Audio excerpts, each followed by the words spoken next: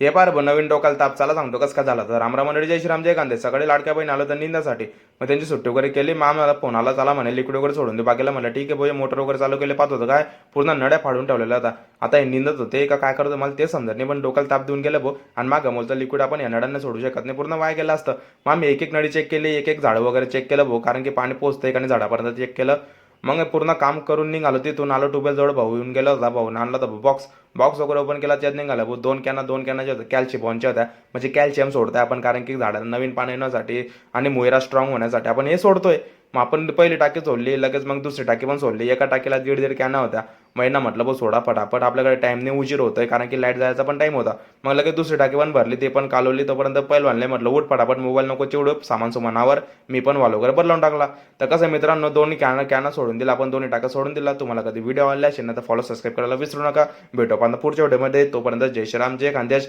आणि हो मित्रांनो शेतकरीला आहे ना सपोर्ट करायला विसरू नका.